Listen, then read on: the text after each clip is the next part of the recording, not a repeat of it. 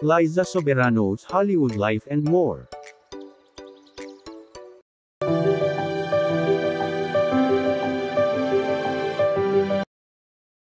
Sa bawat hakbang na ginagawa ni Liza Soberano sa kanyang karera, mas lalo nating nakikita kung paano niya isinusulong ang kanyang pangarap na makamit ang tagumpay sa Hollywood at international scene. Ang pagdalo niya sa premiere ng kanyang unang pelikula sa Hollywood, ang Lisa Frankenstein, ay isang malaking yugto sa kanyang karera, kung saan siya kasama sa buong cast at production ng pelikula sa Los Angeles. Ang kanyang unang pagdalo sa Screen Actors Guild (SAG) Awards noong February 24 ay nagpapakita ng pag-usbong ng kanyang pangalan sa industriya, kung saan isa siya sa mga famous personalities na imbitado sa prestigious award-giving body.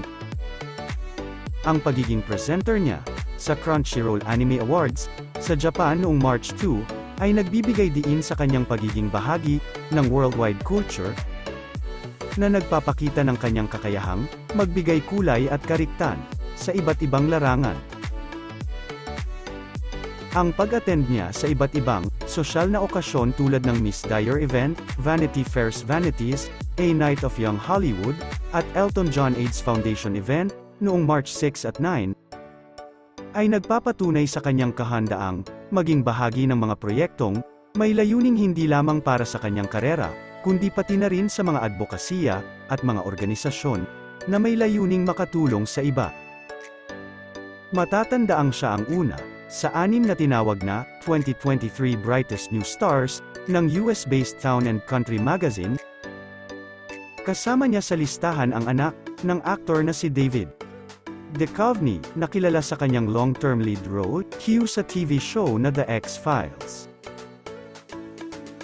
Bilang cover girl ng Fox's magazine, Shooting Stars issue, nakikita natin ang patuloy na pagsiklab ng kanyang bituin sa Hollywood.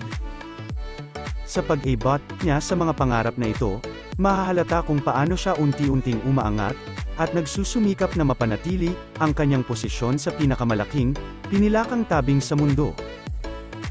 Kayo mga ka-showbiz buzz, ano ang masasabi niyo sa kwentong ito? Pwedeng mag-iwan ng inyong comment at reaction sa ibaba.